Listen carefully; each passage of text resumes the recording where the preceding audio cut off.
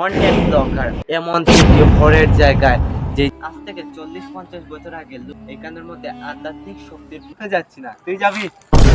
বাসটারের পাশাপাশি ওখানে কবরস্থানও রয়েছে। এই সেফটি হচ্ছে যে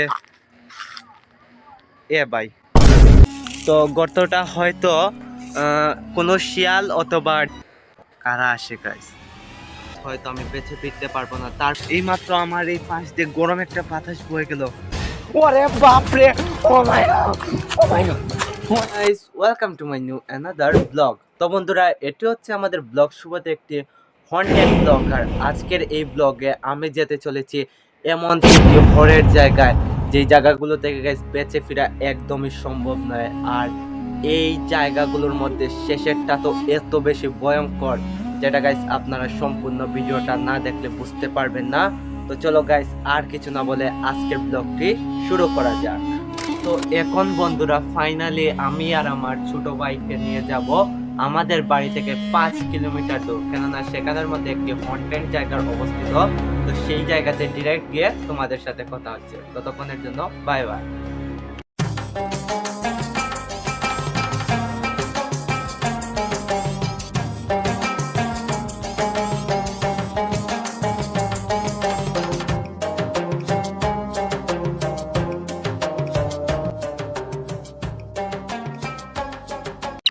তো ফাইনালি বন্ধুরা, চলে এসেছি সেই ভূগর্ভস্থ জায়গার মধ্যে। আর এই ভূগর্ভস্থ জায়গা হচ্ছে তিনটির মধ্যে প্রথমটি। আর হ্যাঁ গাইস, এই জায়গার বিশেষত্ব সম্পর্কে আমি তোমাদেরকে বলি।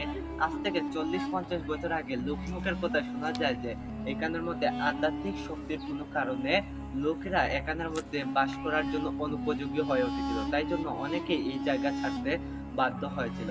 আর এছাড়াও তোমরা আরেকটা জিনিস খেয়াল করে দেখো, এই দিনের বেলাও চারিদিক একদম শূন্য হয়ে রয়েছে।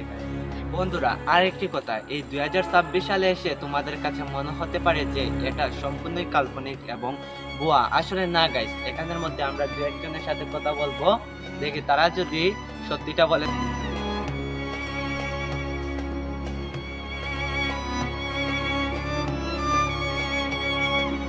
হচ্ছে বন্ধুরা সেই জায়গা যার ভিতরে গেলে হয়তো ভাই আমি ফিরে আসতে পারবো না, তাই জন্য এখানে যাওয়াটা সেফ হবে না। আমি তো যাচ্ছি না, তুই যাবি?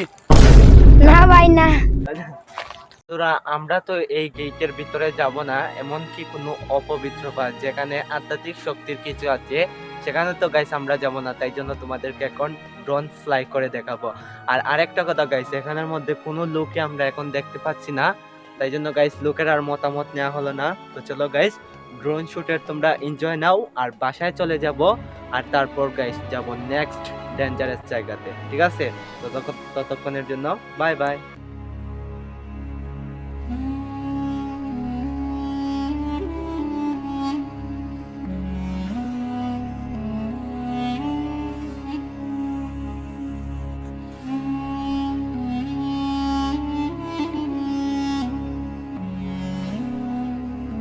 এখন চলে যাচ্ছি বন্ধুরা বাড়িতে, দেখা হচ্ছে কালকে নেক্সট ডেঞ্জারাস জায়গায় যাব।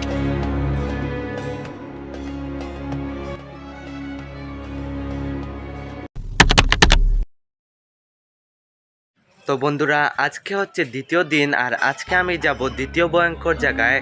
গাইস, প্রথম ভয়ঙ্কর জায়গা থেকে তো সুস্থভাবে বেঁচে ফিরেছি, তো এখন মনে হয় না যে গাইস দ্বিতীয় ভয়ঙ্কর জায়গা থেকে ফিরে আসতে পারবো। তার কারণ হচ্ছে এখন আমি যে জায়গাতে যাব সেখানে গাইস আধ্যাত্মিক শক্তির সাথে সাথে জ্যান্ত পশু পাখি এসবের গাইস ভয় রয়েছে।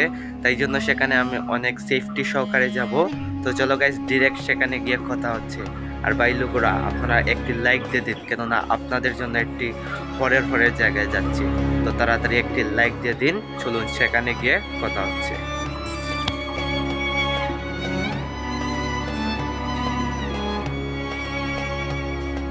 তো ফাইনালি বন্ধুরা, চলে এসেছি 2 নাম্বার আতঙ্কের জায়গায়। আর এই জায়গাকে গাইস আতঙ্ক বলা হয় কেন, সেই ঘটনাটি আমি তোমাদেরকে বললে তোমাদের গায়ের রুমও শিউরে উঠবে। আসলে গাইস এখানে কয়েক বছর আগে বসতি ছিল। তো সেই বসতি গাইস, এই দেখতে পাচ্ছেন যে এইদিকে বাঁশঝাড় রয়েছে। তো এই বাঁশঝাড়ের কারণে গাইস মানুষের মানে এই জায়গাতে টিকে থাকা অসম্পূর্ণ হয়ে উঠছিল। মানে মানুষ একদম কি বলবো গাইস, আধ্যাত্মিক শক্তির কারণে হয়তো এটা হয়েছে। তাই জন্য লোকেরা এই জায়গা থেকে পরিত্যাগ করেছে। আর এই দেখতে পাচ্ছ গাইস, এখনো এর দ্বিতীয় শিবে এই পাক্কাটা রয়ে গেছে। তো এখন বাইরে করে আমরা জানি না যে কিভাবে এখানে আমরা দাঁড়িয়ে রয়েছি, তো আপনারাই জানেন গাইস। এই জায়গাটা আরো বেশি ভয়ঙ্কর হওয়ার কারণ হচ্ছে যে ওই যে দিকটা দেখতে পাচ্ছেন ওই দিকে গাইস বাসটারের পাশাপাশি ওখানে কবরস্থানও রয়েছে গাইস। আমরা গাইস অনেক সাহস নিয়ে চলে এসেছি। আর গাইস আরেকটা কথা তোমাদেরকে বলি যে এখানে আমি বলেছিলাম যে আমি সেফটি নিয়ে এসেছি। তো এই সেফটি হচ্ছে যে ভাই এ হচ্ছে এই সেফটির মূল কারণ। এত গাইস কোনো আমাকে সেফটি দিতে পারবে না, তারপরও নিয়ে এসেছি। বন্ধুরা আমি তোমাদেরকে ভিডিওর শুরুতে মানে এই জায়গাতে আসার পূর্বে আমি তোমাদেরকে বলেছিলাম যে এখানে আধ্যাত্মিক শক্তির সাথে সাথে পশু জীবজন্তুরও আতঙ্ক রয়েছে। তার মূল এবং বাস্তব কারণ এদিকে আসে তোমাদেরকে দেখে। এই দেখো বন্ধুরা এখানে কিসের গর্ত দেখা যাচ্ছে। তো গর্তটা হয়তো কোনো শিয়াল অথবা ডাইনোসরেরও হতে পারে। জানি না গাইস ডাইনোসরের অস্তিত্ব আছে কিনা, অথবা অ্যানাকোন্ডারও হতে পারে।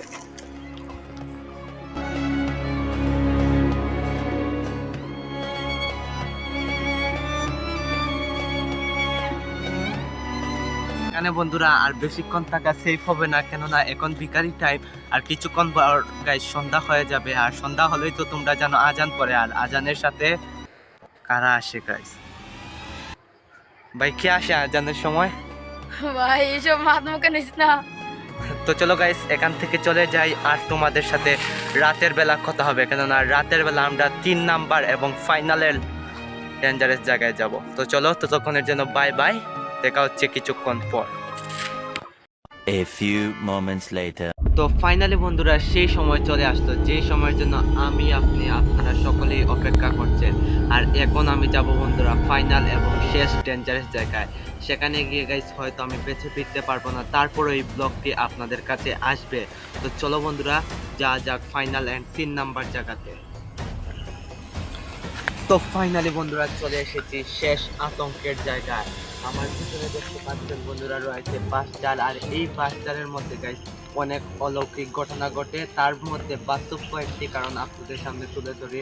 তার প্রথমটি হচ্ছে অনেকের মুখেই আমি শুনেছি যে রাতের বেলা এখান থেকে গাইস সাদা কাপড় বা উড়না উড়ে যেতে দেখা গেছে।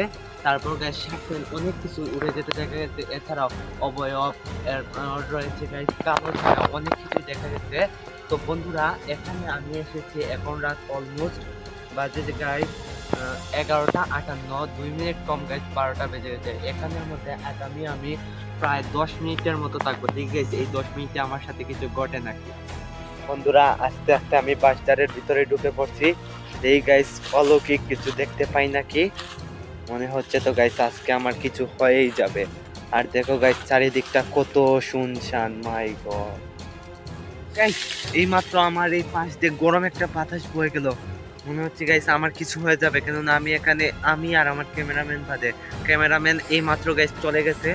তো এই মাত্র আমার গা দিয়ে গাইস গরম বাতাস বয়ে গেল, জানি না কি হবে। মাই গড গাইস এখানে আমার বাচ্চারাও গাইস লড়তে দেখা যাচ্ছে। আমি আরো একটু ভিতর দিয়ে যাই, দেখি কিছু দেখতে পাই নাকি। দেখি গাইস এখানের মধ্যে কিছু পাই নাকি অলৌকিক কিছু দেখি। মাই গড আমার তো বুকের দুব দুব দুব দুব বেড়ে যাচ্ছে। দেখি তো গাইস কিছু পাই না।